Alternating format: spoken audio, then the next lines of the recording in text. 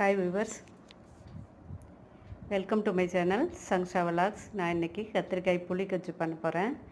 எப்படி செய்யலாம் பார்க்கலாம் வாங்க. அதுக்கு முன்னால் என்னோடய சேனலை சப்ஸ்கிரைப் பண்ணாதவங்க பண்ணிவிட்டு பாருங்கள். வாங்க வீடியோக்குள்ளே போகலாம். ஃபஸ்ட்டு ஸ்டவ்வில் ஒரு சின்ன கடாயை வச்சுட்டு எண்ணெய் ஊற்றிட்டு கடுகு, உளுத்தம்பருப்பு, வெந்தயம் போட்டு பொரிஞ்சோன்னே 6 மிளகாய் வத்தல், கருவேப்பிலை,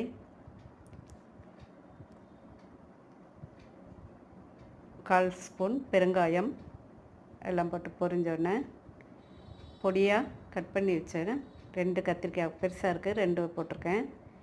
உங்கள் தேவைக்கு நீங்கள் எவ்வளோ வேணுமோ போட்டுக்கலாம். போட்டு தேவையான அளவு அதுக்கு உப்பையும் போட்டு நல்லா வதக்கி விடணும்.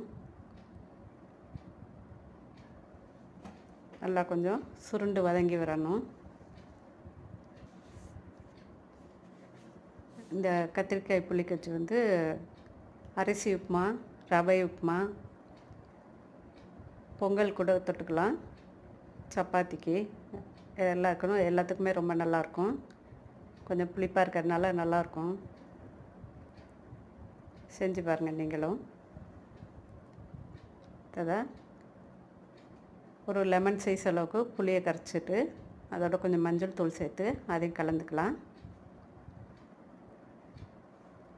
இப்போ இது கொதித்து வரட்டும். நல்லா கொதித்து வந்தோன்னா புளி வாசனை போனோன்னே ஒரு 2 ஸ்பூன் அளவுக்கு கடலை மாவு கரைச்சி ஊற்றிடலாம். கரைச்சி ஊற்றிட்டு தேங்காய் துருவல் ஒரு 1/4 மூடி போட்டுக்கலாம். தேங்காய் துருவல் போடலன்னா ஓகே, அவ்வளோதான். ரொம்ப சிம்பிளான கத்திரிக்காய் புளிக்கஞ்சி ரெடி.